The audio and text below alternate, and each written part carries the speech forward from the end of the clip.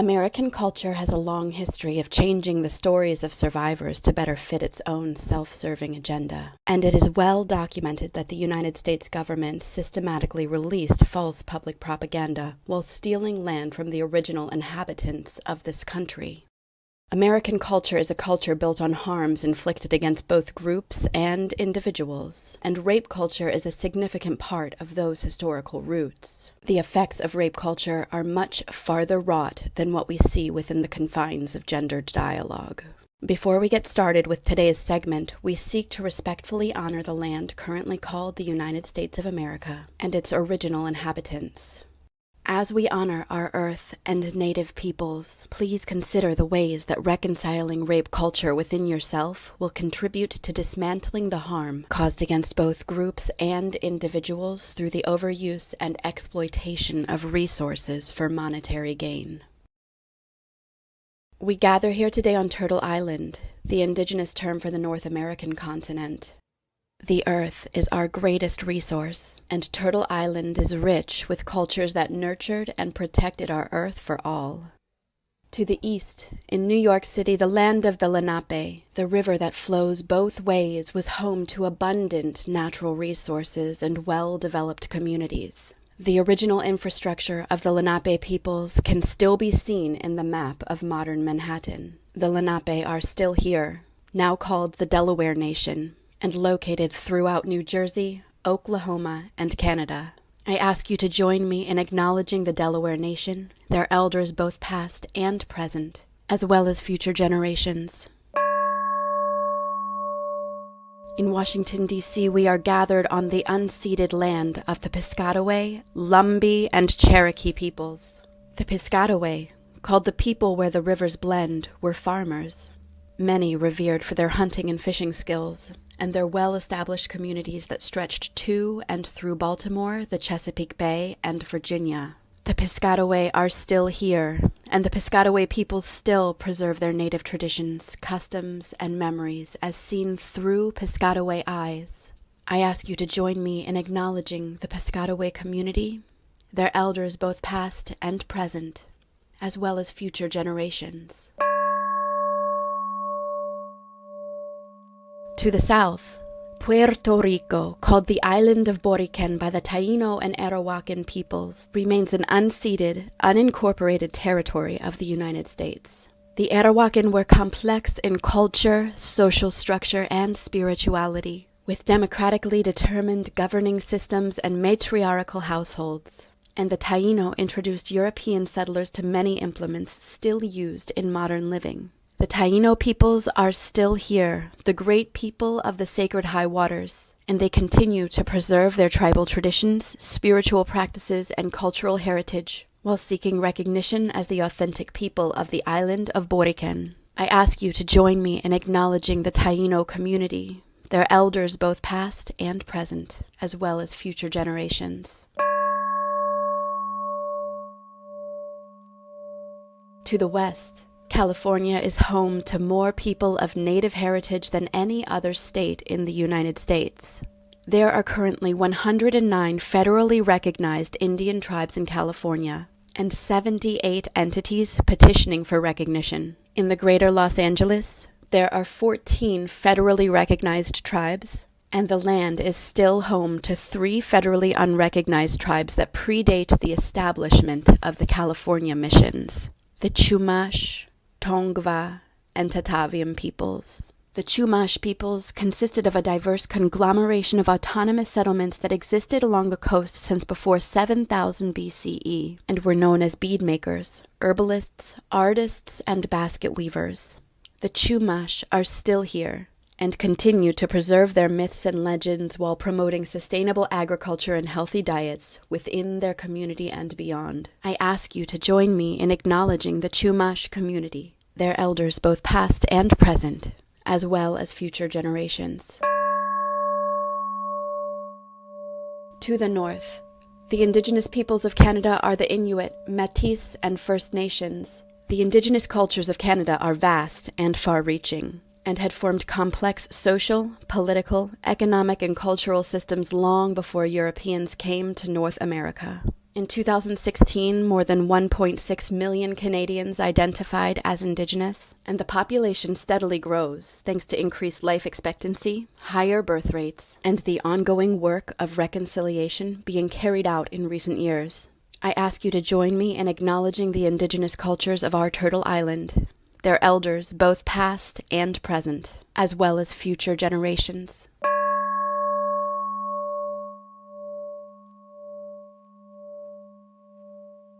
While a land acknowledgement is not enough to stand alone as a decolonial social justice tool, it serves as a reminder that we are on sacred land.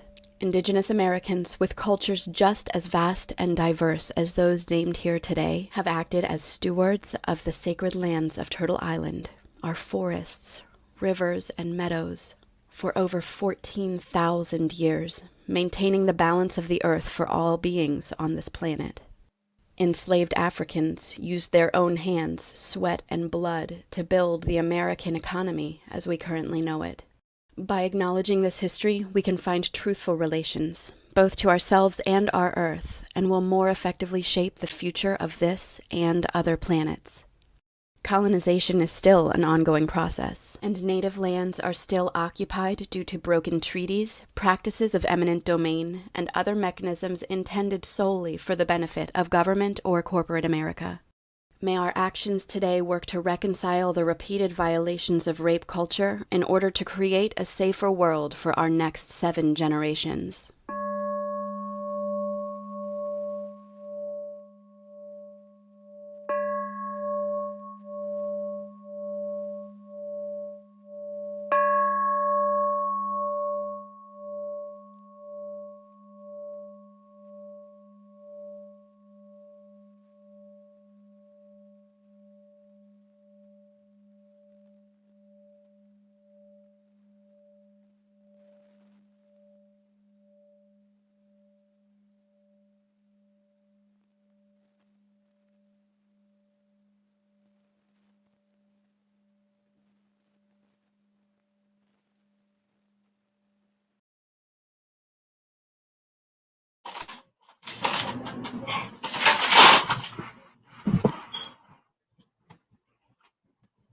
Hey guys. Hey everyone. Hello. It looks like it's the 3 of us today. Maybe some more people will come in. Fingers crossed. We'll get a big group to finish it off with. Yeah. Oh, Jessica is saying that we have a few people coming late. So, okay. Well, tonight is our last session of the series. So we're gonna wrap it up with what does restorative justice look like in the circumstances of rape, and there are a couple other questions that are gonna come up in the discussion. So, anybody wants to start? I guess I can start. Go ahead, Tamika. Restorative justice should be whatever the victim wants it to be. You know, it shouldn't be check off boxes, because the way people heal is different.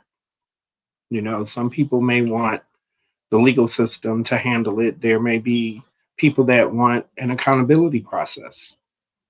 You know, and it should definitely be left up to the victim to decide what they want in restorative justice.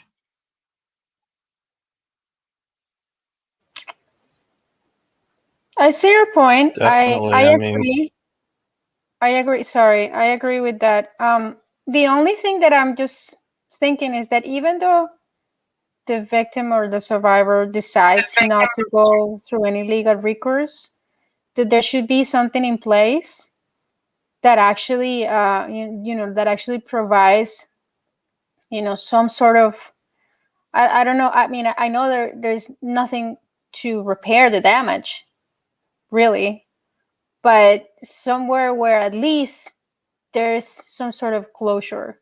I mean, I was just recently reading about Minnesota. I don't know if you guys read it, but I think like some court in Minnesota just past that, or like somebody talking about a rape case in which if you go willingly drunk, basically like you're not going to be protected. So those are the things that like that we need to basically get rid of.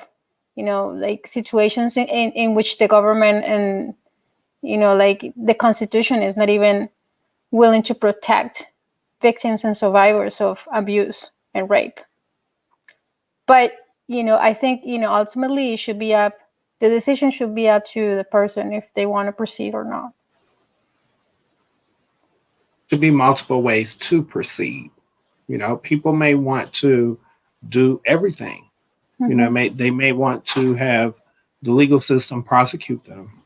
They also may want community accountability process where we sit down and we discuss what harm was brought to the person and how this person that did the harm is going to respond to it. What are you going to do personally to not do this to someone else? What are you going to work on as a person to understand that what you did was violating, it was wrong, and that as a community, we're coming together to tell you what our standard is without it having to be a legal recourse to it. We want you to fix and repair yourself because we don't want it to happen again. That type of behavior is not acceptable. And being unacceptable, you need to learn how to work on your own mental health. Mm-hmm. Because at some point, whatever you're doing that has been an affront to someone, when you rape someone, that is a mental health challenge to me. To think that it's okay for you to take that type of power over someone else and not be held accountable for it. Right.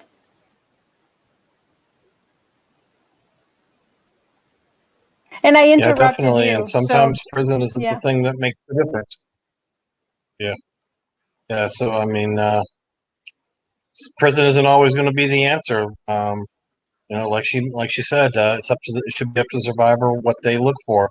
It could also be financial restitution to pay for healthcare, to pay for counseling, and maybe not necessarily right after the fact. The person might not want it until later, but it needs to be open-ended so they can at least pursue that when they need it. Exactly. Because that is one of the things that's kind of missing out of the fray is victim compensation. Like if there's like with the police, there's like a compensation thing that's happening in California for victims.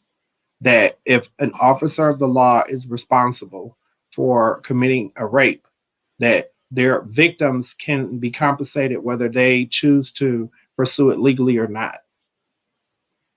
And I think that should be something that is all over this country, because at no point is it okay for police to get away with that type of misconduct. Right. So I feel like if that was something that was available nationwide, then that's one of the things in conduct we can check them on our way towards abolition. Mm-hmm. Because in my opinion, I don't need them to be trying to criminalize me and belittle me when it comes to trying to handle it in a legal manner. Because the victim always ends up being blamed and questioned like they're guilty by police officials. And that's the wrong approach to that. What other do they do the same thing to a gunshot victim? Well, what did you do to make them put that bullet in you? They don't ever say nothing stupid like that. They don't say that to a victim of robbery. Well, were you out here just flashing your money for them to see it? Yeah. I mean, it's rather stupid for them. Yeah, it is. It's the put that kind of pressure on people. It's not fair. No. Yeah, it is. I mean, so right. I mean, what you both are saying is it's like, it makes so much sense to me. Like the reparations, like the perpetrator, like being responsible for paying for, like if the person wishes to go through a therapy or to any sort of, restorative system or process, that should be on the person who perpetrated the crime. Exactly. Yeah. And not only that, I mean, I think, for example, well, there needs to be an entire, like, reconstruction and deconstruction of the system and the entire police system in ways of, like, there aren't any really people in that system that necessarily have any training or any experience in these cases. Doesn't seem to be. Like, anybody can become a police officer. They don't really need to have any sort of, like, bachelor's degree, any sort of experience whatsoever. I think that should be a requirement. Like, having a requirement where they have, like, training in mental health. That should be, like, at the top before then giving them a gun. So that should be part of the. I've always wondered how it is that we have lawyers that go to school for umpteen number of years to practice law, but then we have these police out here that do no schooling, and they're out here interpreting the law because they're the first line to bringing you into the legal system. They need to be just as educated as the lawyers. Yeah. That should be a requirement. And their internal, it should be, and their internal culture is so toxic as well, and so based in this place of, violence and, bringing the nervous system up to be constantly on edge. Like, no, you need to be in a place of calm when you are engaging with people, and it's kind of like, you think about all of the sort of ridiculous excuses you hear about, oh, I was afraid, or, oh, it happened so quickly. Like, yeah, because you weren't mindful, because you weren't, like, trained to be in a high stress situation. Like, you got training from our culture and from the police academy, which is basically like, training you to be violent, training you like you're a soldier, which you're not. Like, this is not active warfare. Police are supposed to be in a space of, like, calm when approaching people, and we see that is, like, never the case ever. But then I compare the military to the police because, one, when we're in hostile territories, they don't conduct themselves like the police do. Mm-hmm. They have a standard and a code of conduct. Yeah. Whereas the police do not. Mm-hmm. They're not just walking up to people and demanding ID and wanting to go fishing through their pockets and pulling cars over to search for drugs and things like that. Yeah. Our military does not do that, but the police have gotten their hands into military grade equipment for God knows what, because they see these things on these fancifulized TV shows. Mm-hmm. Where these things do not actually happen in real life. You do not hear about broad range shootouts with the police. That does not happen typically. Yeah. But then they have all of this militarized weaponry like it does, busting into people's homes that are non-threatening with militarized weaponry. Yeah. That's not cool. Right. Approaching peaceful protesters in full riot gear, like, well, gassing and I think there is a place, if there is an actual terrorist threat. Yeah, sure. But when you have peaceful protesters, when you are trying to like, help somebody that has been through like, a case of abuse, sexual abuse, like that, there is no place for that in there. No. So yeah, I think like, there should be an entire reorganization and deconstruction and reconstruction of the system. There should be a requirement for mental health. There should be like, a requirement for having some sort of education. Like, it can't just be like straight from high school. Like, it like something. And having Right. psych evals, yeah, exactly. There needs to be training and, psych evals, like who Yeah. are the people that are gravitating toward these positions where they, are going to have a lot of power or feel very powerful, like that in and of itself is like, you need to make sure that you have people that are like not sociopaths. I don't know a more delicate way to say that, but like, people who are not, Yeah. gearing toward power and violence for the sake of power and violence. There is a huge culture of domestic violence in the police as well. A Yeah. huge culture. And Yep. and it's a brotherhood, so like nobody really like tells on each other. Like it's family. So like it's really hard for somebody who is like trying to like change the system to do it by itself, because like they can get fired. So like they're not going to be able to do anything. Like it just has to be an entire. It's like a gang mentality. Yeah. Yeah.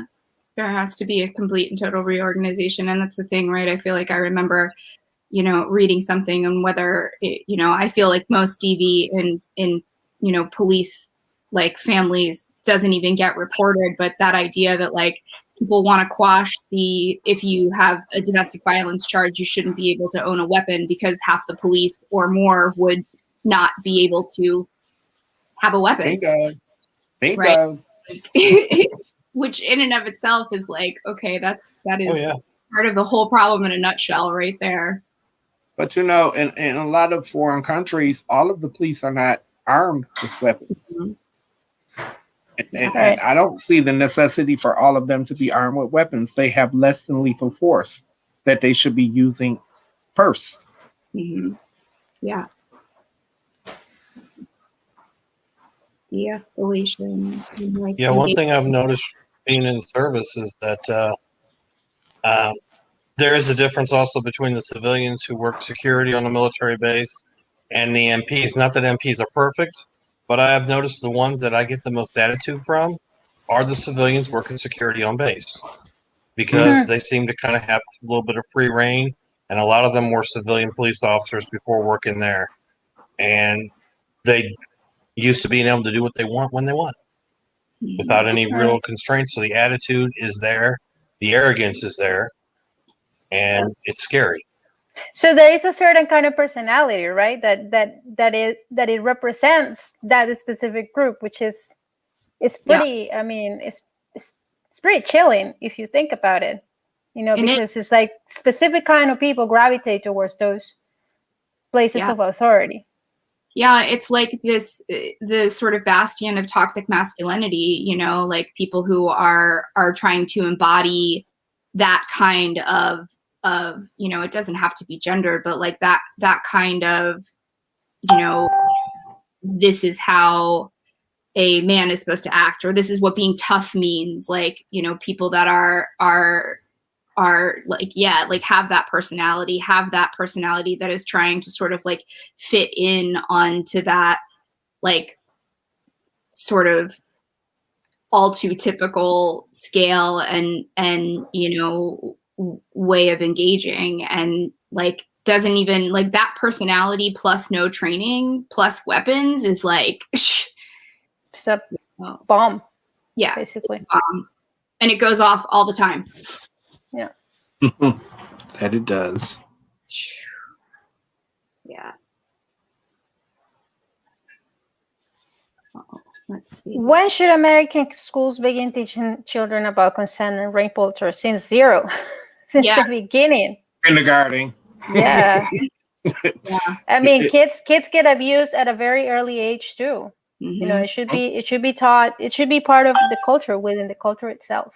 And I think that's what we were talking about earlier, like on one of our previous conversations, that like it should be part of like education in the school, so that these kids are prepared and they know, because some kids don't even realize that they have been abused until later on, or like or at least that they know maybe there is a way to stop, like even providing with like tools for them to maybe somehow protect themselves, but they don't even. I mean, like like you hear all these stories, you have all these people that you know, Tamika and everyone here like talking about their stories.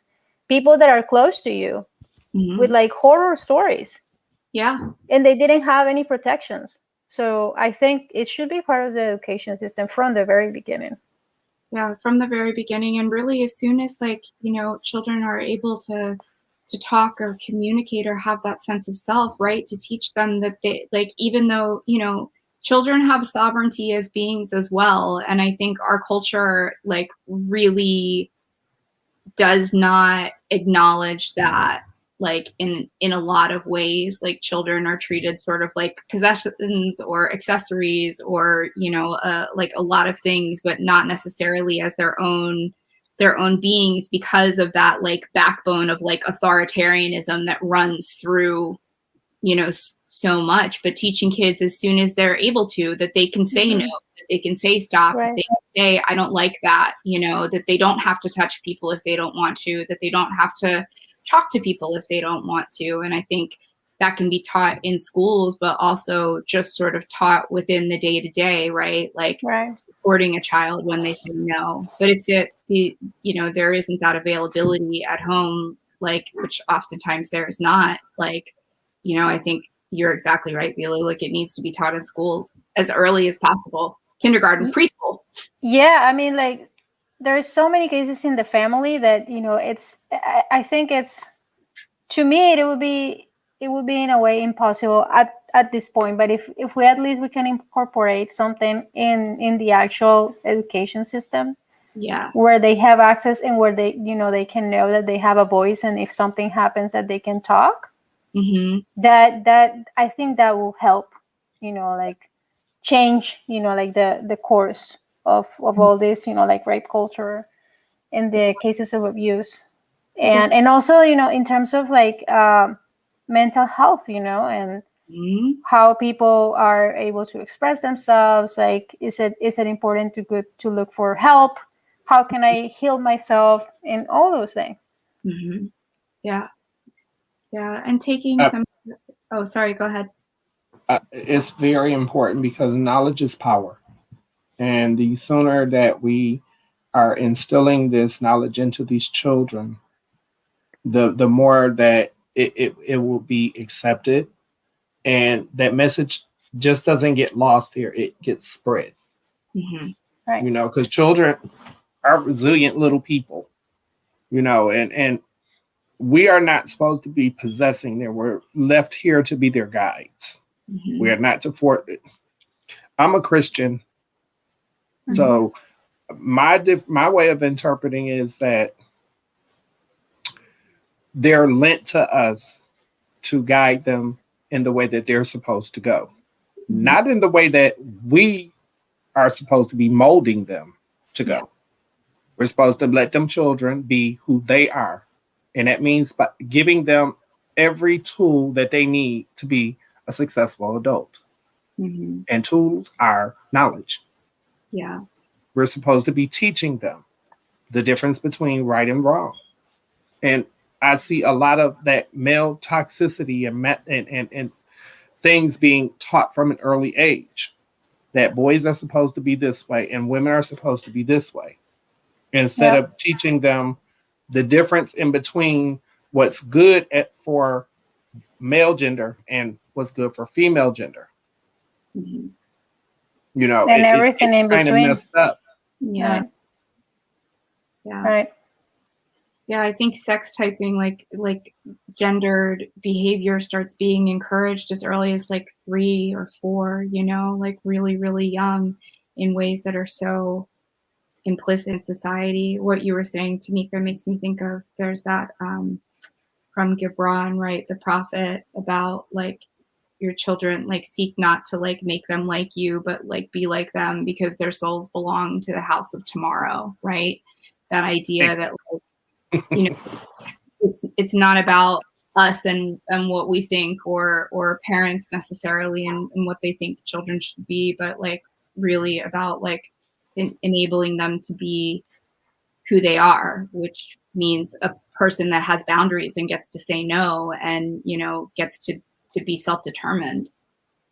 Yes, and we need to stop pushing gender standards on people, because I was not the gender that I was born. That's not what I was comfortable being. But because it was so forced on me, it made me have instability in my life because nobody understood. Let your children let you know who they are instead of us defining who they are, because that's harm that we're bringing to these kids. And especially when we're pushing that gender on them and telling them, you're supposed to be acting like this. And it's toxic. It becomes toxic to the kids. And then when we're being harmed and we're not being treated for the harms that we receive, we go out and harm others. Yeah. And that's where the problem lies. Yeah. Even without necessarily feeling like you don't belong in the gender that you were born, Tamika, it also puts a lot of pressure, for example, on, like men, women, like, like the binary, because they're supposed to be a certain way, right? Like for women, like they're supposed to be caregivers. They're supposed to be, like have this instinct where they're like helping everyone, and they're supposed to be taking care of the house, and they're supposed to be taking care of this. But then at the same time, like they need to be ladylike, and they can't be too aggressive, because that's not really, like how a woman should be. And then on the other side, you have men, and then, like you have to be, like you have to be strong, and then you can't show any feelings. And that is so bad for them too, because it's like, like you start building things inside, and you don't even know, because you're not taught how to express yourself. You don't know how to do it. So like, and then women are supposed to be the emotionals, and the men are supposed to be the, like the tough ones. And that's why there's so much, like mental problems and issues, because like people don't know how to deal with, everything that is going inside. Nobody told them how to do it. No. The binary is so incredibly destructive. Yeah. On either side, because it's just this like,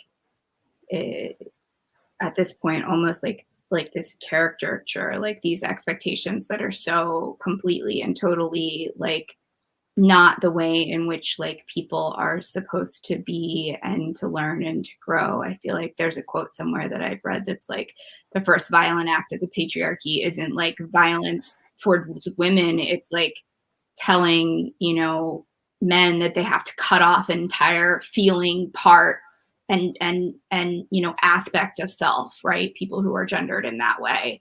And, I think that like, we know, right, that if like emotions are not being like metabolized and expressed out in a way that is like healthy, like, they're going to come out in other ways. So that's where we get that toxicity. It's where we get that rage, so much of what comes into play in rape culture and motivates is like, that space of all of this, sort of swirling mess of emotion that never really gets expressed in ways or moved through in ways that are healthy, right? Right. And then it shoots out all over the place. Then there's obviously choice involved in that as well, like don't be wrong on that. There's no excuse for that kind of violence, but you can sort of see where you can find the root exactly. Yeah. So what does an effective process of accountability look like? I mean, this I've been sitting with for a while, I guess. Like, if we're talking about community accountability, right? Like, it needs to be public. I think, there needs to be transparency and like awareness. I mean, obviously there's prosecution and the legal routes, but we know that those don't work, because it's so busted. So I think, it's that idea of how to communities hold people within them accountable. And I think like it needs to be public. And I think that, it can't just be like, oh, you have this conversation and say you're sorry and everything is fine. It's like, no, like what education are you doing? Are you taking down from your positions of power, like, which you should do anyway? Like, if you're, sort of like in that space, are you stepping away from that? Are you, moving back and doing that work to learn, right? And having that stuff be enforced, because if the community doesn't enforce it, then, you know, abusers just kind of like hang out.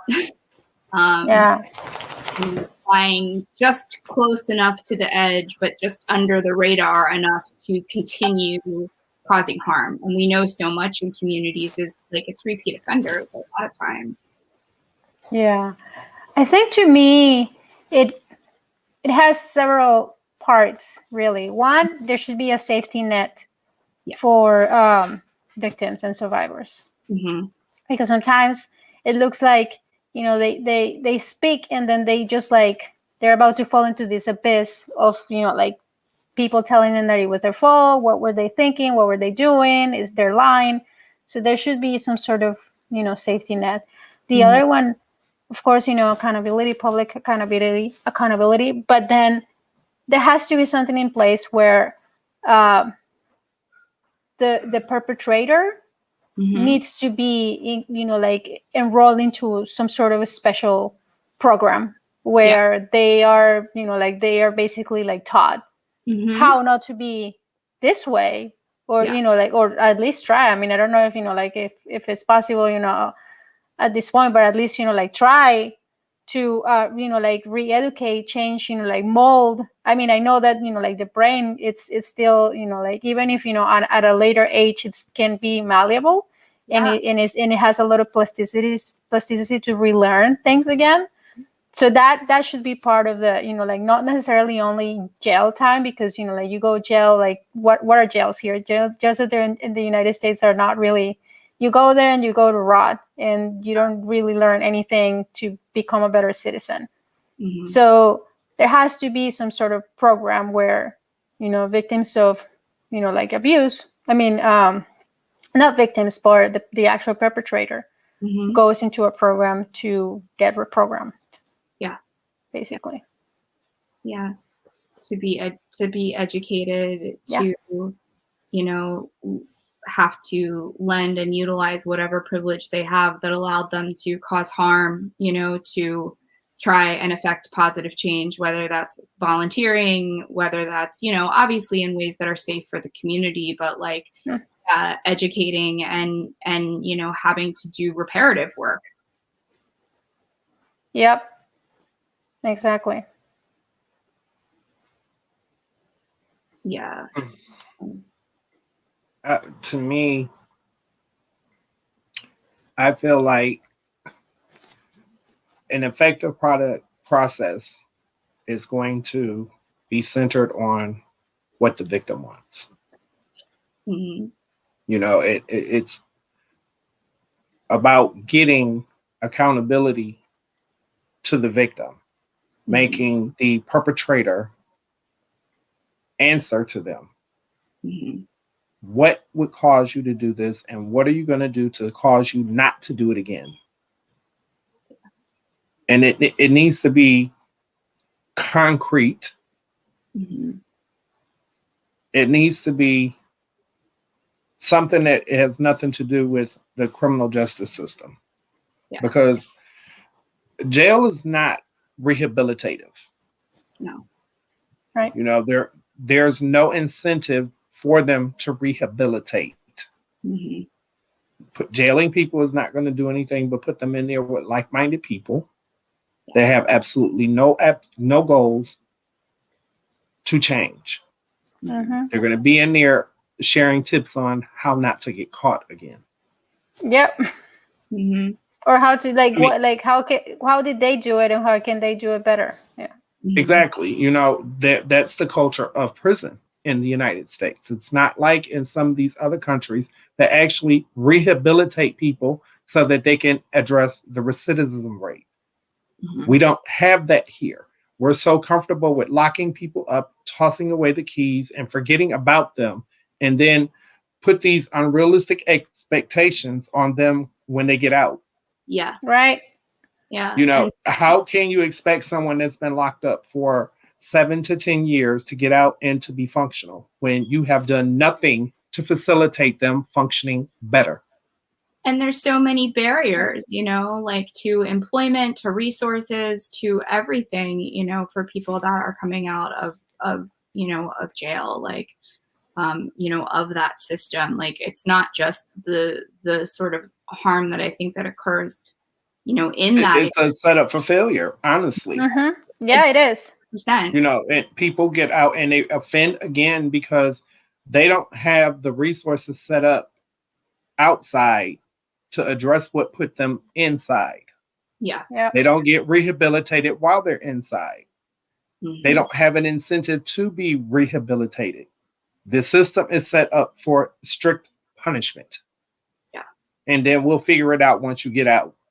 But then there's nothing to figure out because they're not putting anything in place to correct people's behaviors. Mm-hmm. When we should be addressing it from the moment it happens. Yeah. Yeah. Agreed. Yeah, 100% agree. Definitely. I mean, to piggyback on what Tamika had said, so much of the system is about telling victims what's going to happen and how it's going to happen, without sitting someone down and saying, "What would you like to see happen? What would look like justice to you?" Mm-hmm. And those conversations don't happen. Be here at this time. Do this way. Wear this. Don't mention this. Mention that. Mm-hmm. Even with some of the agencies that are there to serve victims, it's all about what the department heads and the executives and the founders want. Mm-hmm. Still not about what the victim wants. Yeah. Because in some cases, you don't even have a lot of them working there. Mm-hmm. Yeah. That is true. It absolutely is. And I think, like with community-led processes, there's kind of that balance of like having a victim lead and have input, but also, putting in the sort of expectations of the greater community, like adding weight onto that in terms of, well, this is what looks like justice to the victim, and this is how we keep other people safe too, right? Like, it's that twofold process of like honoring what a victim needs for justice and for that process, and also putting systems in place, education, community service, therapy, group therapy, whatever is needed to like move somebody to a place of rehabilitation, hopefully to save themselves, but also to keep other people in the community safe, right? Yeah.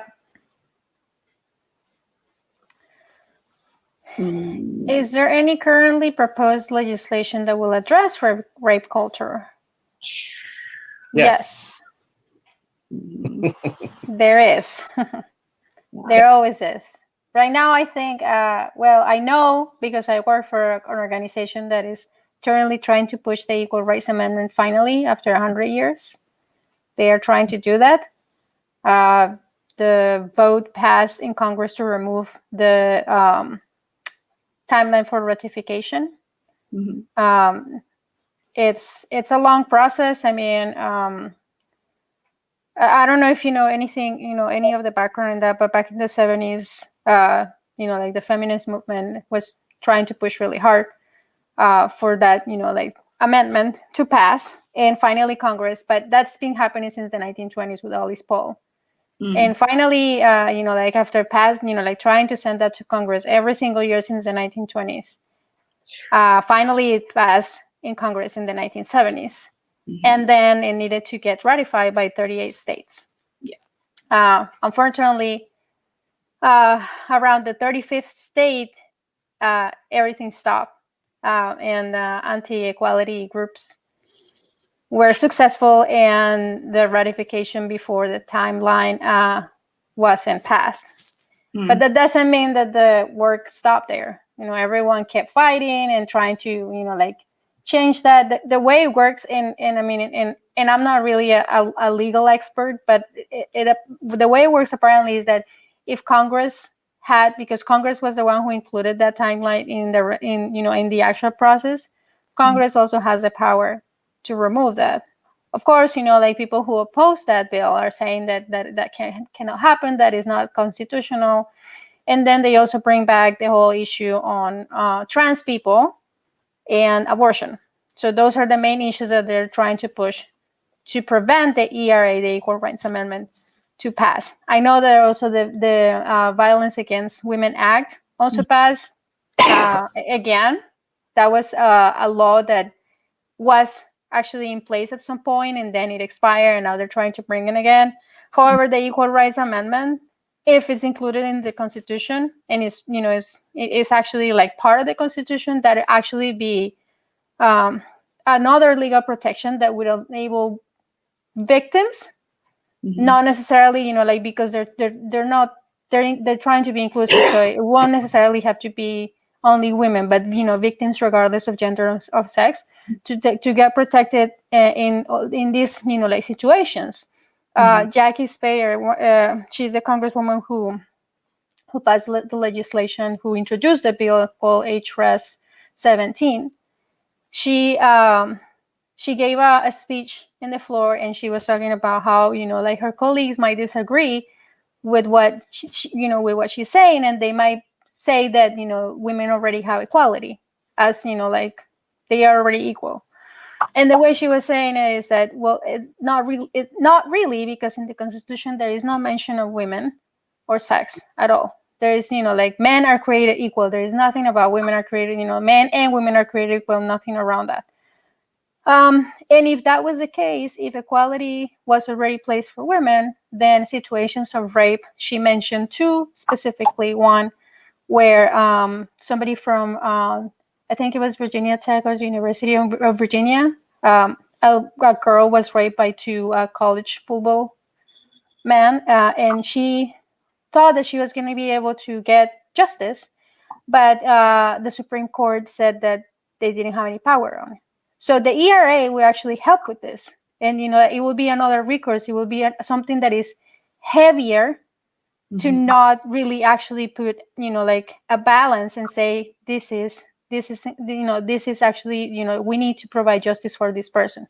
And another case that she mentions is that a woman, I can't remember her name, she placed a restraining order on her husband, and the police refused to actually fulfill that order. The husband ended up killing her 3 children. So this, the amendment is not gonna be like like you have the amendment and everything is gonna be perfect, but it will be another legal recourse where Congress and like people that are in the system, in the justice system, will have something else that they can say, look, nobody can do this to anybody regardless of gender. Nobody can kill, nobody can rape, nobody in the Supreme Court, anybody who is trying to like find an excuse to prosecute this, it will be harder for that to happen. So that's as far as I know. I mean, I'm not really that familiar with the victims. I mean, the other one, the VAWA, but yeah, that's as far as I know in terms of that. No, thank you. I didn't know that. That's like awesome to hear that. Like, yeah, I mean, and right now, so the way it works is that it passed in Congress, but now it needs to go to the Senate. The Senate is harder because the Senate, even though the Senate right now is Democratic majority, they need to have 60 votes. And the Senate is right now split with a majority towards the Democrats. So they still need to work with, they're trying to find Republican senators that are going to be willing to vote for the bill to remove the time limit. But that's still going to be a long process of like lawsuits and fights and like people fighting against like like the abortions and the trans community, which really, I mean, ultimately it doesn't really have to do anything with that. No, they're not saying that like the bill, I mean, the amendment doesn't say anything about abortions. It just says that nobody can be diminished. Nobody can be discriminated based on sex or gender. That's it. It's a simple thing. It's a really simple amendment. So, sorry to interrupt. Go ahead. So No. California has SB 233, which includes compensation for rape and other violence. Nice. Yes. And I've been working with some of my comrades from California on a brochure to make sure that people have clear understanding of what this bill means and what is available to the people. And through our conversations, we're trying to push for something else, because it is wonderful in and of itself, because it's finally offering compensation to victims, and it's broad ranging. But then one element that I felt like there's no clear definition on is whether these people can do this anonymously. The bill? And In the bill? get compensation without having to be public about it. Yeah. And in the process of doing that, I'm trying to make sure that if people still want to pursue legally, that they have some anonymity in it, and that they don't actually have to deal with a broad range of people, that there are set people that are trusted within that community that they can go to that will keep their identity secret. Because there are people that would want to pursue legally, and to keep them from being ostracized and targeted by other officers. I want to make sure that we being thoughtful about how we can protect them, and still, if that's the avenue they want to pursue, that they can still get justice without it causing them any additional harm. Yeah, because but I know that that's available now. Yeah, that's really, really, really good. I hope that moves forward, because there's such a barrier to reporting, to really, people coming forward or feeling supported, is that I'm all for accountability processes being public for perpetrators, but like for victims, for survivors, like it is so incredibly damaging and re-traumatizing in the way that our system is set up now to even report, to even whether you're pursuing something legally or not, to even speak out at all. But if you start pursuing things legally, and depending on how much power or what role your abuser is in, like you can expect to literally be picked apart. And that's what our society does, like the concept of like this perfect victim that doesn't actually exist ever, and really doing anything that can be done to sort of undermine it. And that in and of itself is rape culture. Like we hear those excuses, we hear those things that are said, and it's so very clear that like that's what it is. And I think systems that protect the privacy of survivors, I mean, there may be some people who want to be public and out there, and there are some people that do not, but giving a safe channel, like you were talking about, Tamika, for people to come forward and to like seek justice, but without having to be, like crucified by every system and person they come in contact with in that process, is like where it needs to go. And then is that one linked to the Phoenix Act that's happening out in California? I don't know the name of the bill itself, but the Phoenix Act, I think, is the one that Evan Rachel Wood has been speaking on, and a California senator whose name is escaping me right now. I want to say it's Rubio. Yes, because it also has like several other elements included, to also include immunity from arrest for sex workers that want to come forward to report crimes. That's because that's one of the barriers to us talking to the police, is that they're going to try and criminalize me still because they know I'm a sex worker. Right. And I don't need you trying to put me away for loitering or soliciting when I'm trying to tell you about myself being robbed or someone else. Yeah. You need to be trying to focus on the offense that I'm trying to talk to you about. instead of trying to look at me like, how can I take your ass to jail too? Yeah.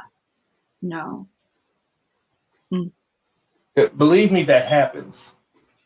That happens. About it. Absolutely. Yeah.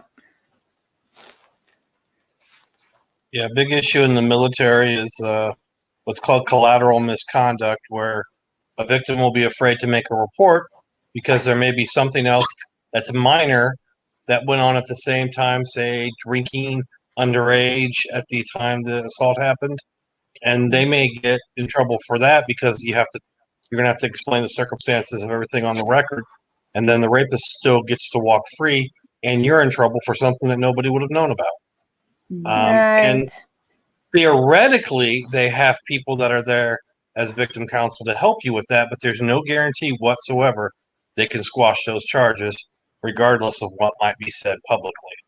Mhm. So basically, like drinking underage is has a heavier weight than the actual crime. Yeah. Yeah, exactly. Much easier to prove. It can. There can be real dicks about collateral issues. You know, I'm a veteran as well, and that That's was one crazy. thing I can say is that I am ashamed of myself participating with an American military. If I could do it all over again, I would not do it. Yeah. Mhm. They brought harm to me. You know, I'm not going to Yeah. talk about that, but just saying. I don't know. Yeah. Couldn't I with the way the military is set up, and you know, I mean, my sister's in the service, and but I don't know how it could not do harm. You know, like I don't know how there could not be harm occurring so often within that system, just based on, you know, the values and the things that are upheld within it. Toxicity, it's just oozing with it. Yeah. You know, Well, there is 3 minutes left. Any thoughts, or for closing this series? It's been great talking to you all. Yeah, it really has. I have such gratitude for being able to be in this space and to talk with all of you. It's heavy, but like good for the soul to find resonance, you know. Yeah. And just learning about, like all your stories and I'm thankful for you sharing your expertise. So yeah. I'm definitely glad this conversation happened. It was about time, and it doesn't need to end here. We need to continue to have this conversation. Maybe we can do this annually until it's not needed to do anymore. Yeah.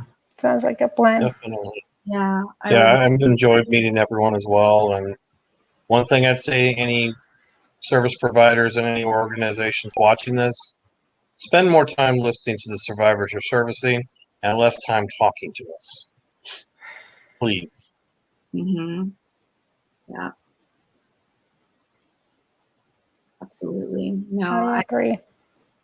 100%. I very much agree. And thank you guys. Like it's been a really it has been really good to hear other people's stories and to hear other people who, believe the same things and things that are resonant, coming in as strangers, but like, well, not all of us, because I think there are some people that knew one another, but like, but having a very clear like understanding and framework of trauma and of these systems and of these nuances that exist like underneath the surface. Like I know for me it feels really good to like know that everybody in the room gets it.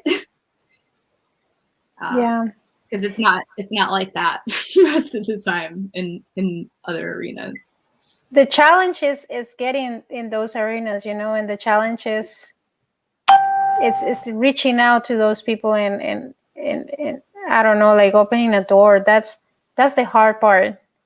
Yeah. That's the really hard part. And like just trying to have a conversation or even just changing, like the attitudes. Mm-hmm. And and the behaviors of someone where where as soon as you start talking about something like this, you get shut down. So I think that's, yeah, I mean, I hope, I long for a day where, we can actually have conversations like this with the people who need to see, to open their eyes more. I mean, it's great. It's great to get to know people like you all, kindred spirits, I will say. But yeah, I think the challenge is reaching out to those people who don't. Yeah, I think it's a balance, right? Like of moving into those spheres and reaching out in that way, and then also balancing it back. It feeds the ability, I think, to go out there and to do that more, and to do that in other arenas when there's that feeling of like connection and understanding in other areas. So like always happy to find another spot with that. Yeah.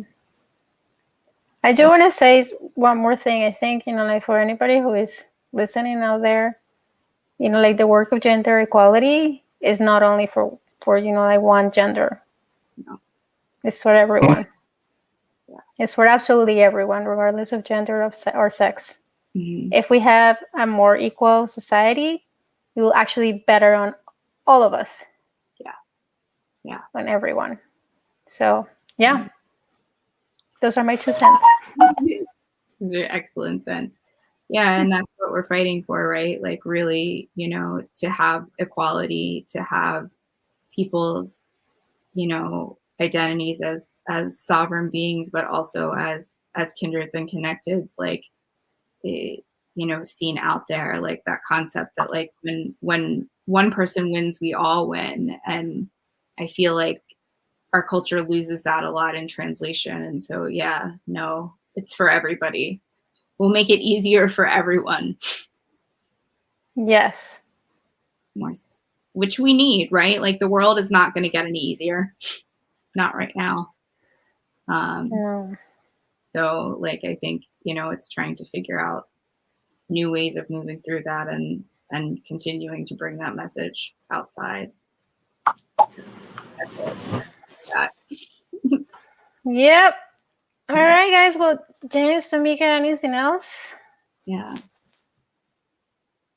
No, I think you guys summed it up pretty well. This was a definitely well needed discussion. I think we covered quite a few areas.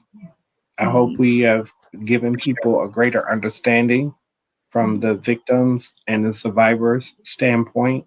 What we need should be paramount, as ahead of what the system says we need to do. Yeah, I've come out of this with more understanding, and like I remember in the first session, Tamika, you talking really about direct action and about how like the research has already been done, and that's something that really kind of has just resonated and stuck with me throughout, like it, these panels and kind of in my thinking in other arenas, because I think that's also the step too, right? Like the conversations are good and the research is good, and bringing that to other people is good, but it's trying to look at what can we do too. Cool. All right. Well, I hope everybody has a wonderful weekend. It's supposed to be a rainy day tomorrow, so maybe some good relaxation. We'll see. Hey, where I'm at right now. Under my blanket. I'm traveling again. So. Oh my goodness. Are you going down to see your mom? I drove down yesterday. I'm here now, and yeah, the weather that came through yesterday and the day before is back again. And they're talking about tornadoes during the nighttime again. I'm just hoping that this motel I'm in holds up. There actually no more touchdown. Yeah, please do not do a Dorothy impression. I'm not trying to go there. I don't think I'm gonna look good up under anybody's house. All I right, you don't want guys. nobody else's property torn up. It's been enough already. That would be something. Jesus. Yeah.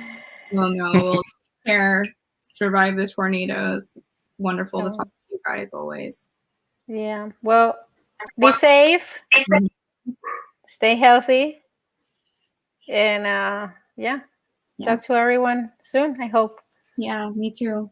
Okay. Thank you guys for tuning in and listening Bye. to us. Bye-bye. Yeah. Appreciate it. Bye.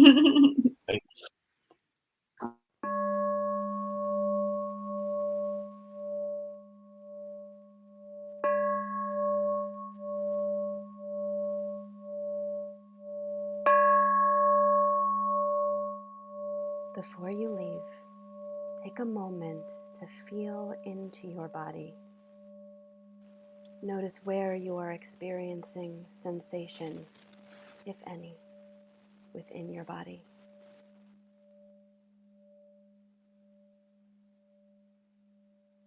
Now begin to reorient yourself to the room around you.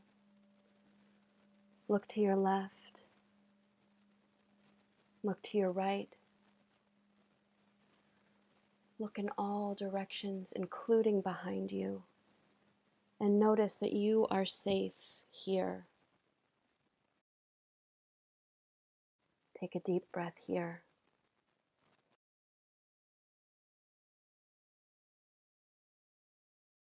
Notice the sensation of your feet and the soles of your feet. If you notice that your body is highly activated, take a few moments to stand up, move your arms and your legs, or go outside and take a walk, noticing the earth around you. Soften the focus of your eyes so you can come into your peripheral vision. If you're needing immediate support, please call the National Sexual Assault Hotline at 1-800-656-4673. To dig into healing work with a somatic experiencing practitioner, you can find a practitioner local to you at www.traumahealing.org. If you want to work in a group, you can email Melly at sahealingcircle@dreamcityhealing.co or reach out to connect@dreamcityhealing.co if you need personal support in finding the resources that are right for you.